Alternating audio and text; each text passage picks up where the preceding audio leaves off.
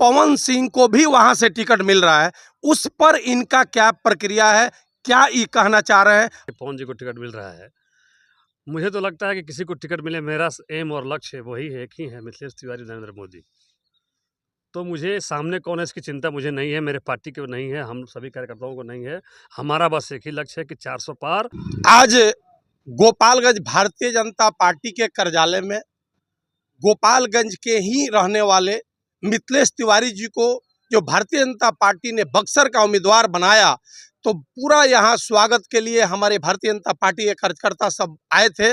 उन्हीं लोगों से पूछते हैं, कुछ जानते हैं कि मिथिलेश तिवारी जी के प्रति आपका क्या रुख है, असरदा। हमारे बीच में पूर्व विधायक भोरे, बहुत वरिष्ठ भारतीय जनता पार्टी के नेता हैं आचार्य विश्वनाथ बैठा जी, उनके जुबानी पहले सुनते हैं कि उनका क्या विचार है इस मैटर में। क्या लगता है, जीत जाएंगे मिथिलेश तिवारी?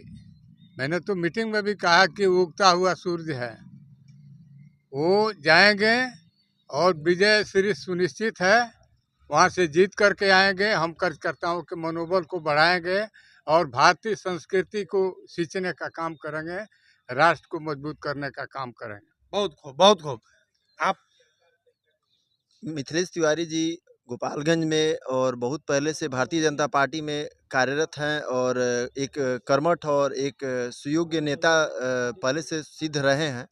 लेकिन अभी गोपालगंज की जो जनता को गठबंधन धर्म में टिकट चले जाने के बाद से एक रोष था और एक सबके अंदर जो एक खुन्नस था, माननीय मिथिलेश तिवारी जी को टिकट मिलने के बाद से सभी की मन में अंदर एक लालसा जगी है कि चलिए हमारे बीच का एक लाल, हमारे बीच का एक नेता बक्सर से जाके सीट पे चुनाव लड़ रहे हैं।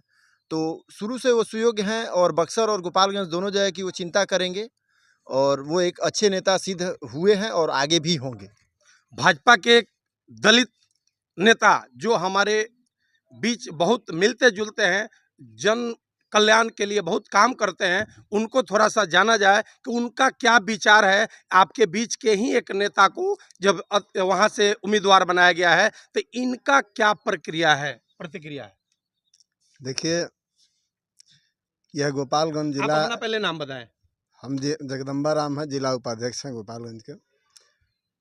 गोपालगंज जिला हमेशा इतिहास रचा है और यही जिला है कि दूसरे जिले से लोग आकर सांसद हुआ करते थे, लेकिन 90 के दशक में यहाँ से लालू जी गए और बिहार के मुख्यमंत्री बने, अन्य जगह से वो सांसद रहे, गफूर जी गए, लेकिन इस जिले का तीसरा व्यक्ति है जो बक्सर जैसे ज़िला में जाकर सांसद बनेगा और सदन का सदस्य बनने के बाद अपना विद्वत्ता का परिचय देगा।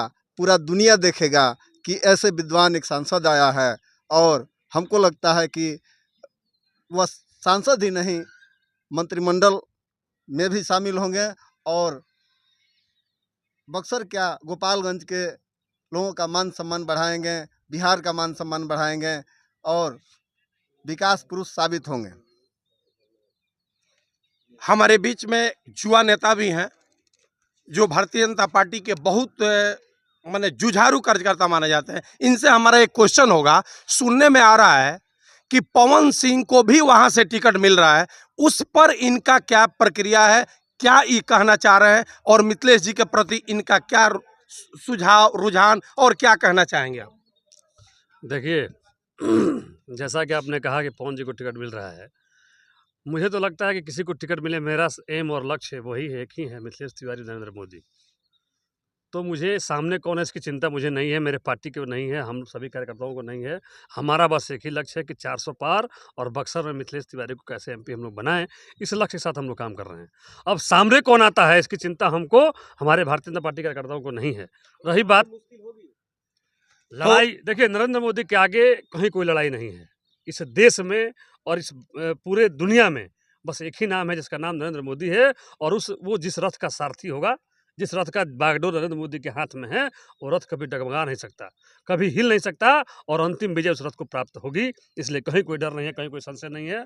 रही बात गोपालगंज जिले की, तो बड़ी हम लोग गौरवान्वित हैं, भारतीय जनता पार्टी कार्यकर्ता पूरे गोपालगंज जिले के गौरवान्वित हैं कि हमारे बीच का रहने वाला लाल जो प्रदेश में महामंत्री बना, जिसको इस जिले के बैकुंठपुर से विधायक बनने का अवसर मिला और बक्सर से सांसद बनने का अवसर भी मिल रहा है। हम सभी जिले के लोग, पूरे भारतीय जनता पार्टी के लोग, और जिले के गौरव की बात है, और हम सभी गौरवान्वित हैं कि हमारे बीच का रहने वाला लड़का, हमारे बीच का लाल बक्सर में जा करके, और जब लोकसभा में हमारा लाल बोलेगा तो हमें गर्व की अनुभूति होगी कि हमारे बीच का रहने वाला व्यक्ति आज बक्सर में जाकर सांसद बना, और भारत के बहुत बहुत बड़े लोकतंत्र, सबसे बड़े महापंचायत में जा करके, और भारत गोपालगंज और बक्सर की आवाज़ को बुलंद कर रहा है।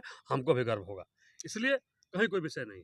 चलिए, हमारे बीच में एक दो शख्स और हैं, उनको भी थोड़ा सा जान लिया जाए कि इन लोगों का भारतीय जनता पार्टी में रहने के बाद जो रुख बना है भारतीय जनता पार्टी के, कि जो भी कर्मठ करता होगा उसको कहीं से पार्टी लड़ा सकती है। इन पर हमारे भाई साहब का क्या रुझान है, क्या कहनाम है, और मिथिलेश तिवारी जी के प्रति इनका क्या सोच है? सर, मैं पंचदेवरी का मंडल उपाध्यक्ष अनिल कुमार राय।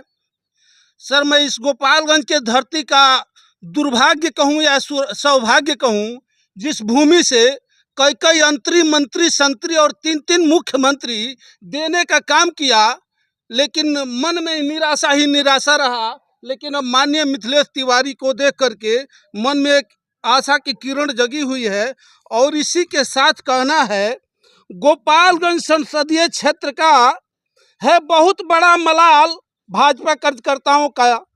गोपालगंज संसदीय क्षेत्र का है बहुत बड़ा मलाल, लेकिन अब संसद भवन में न्याय के साथ विकास के लिए दहाड़ेगा गोपालगंज का लाल, गोपालगंज का लाल, माननीय मिथिलेश तिवारी जी। बहुत जोश अगर देखने को मिलता है तो गोपालगंज के उस नौजवानों में मिलता है, क्योंकि गोपालगंज के ही एक नौजवान को बक्सर से टिकट दिया गया। जब कभी लाल मुनि चौबे जी वहां से सांसद हुआ करते थे, कभी इसके पहले वहां अश्विनी चौबे जी सांसद हुआ करते हैं। वहां पर जाकर के हमारे गोपालगंज का अब एक होनहार लड़का अपना भविष्य आजमाता है। वहां के जनता उनको क्या दिखाती है, इस दिल्ली भेजती है कि फिर पटना भेजती है कि गोपालगंज भेजती है, अब आपके बीच में देखने को मिलेगा। जय हिंद, जय भारत।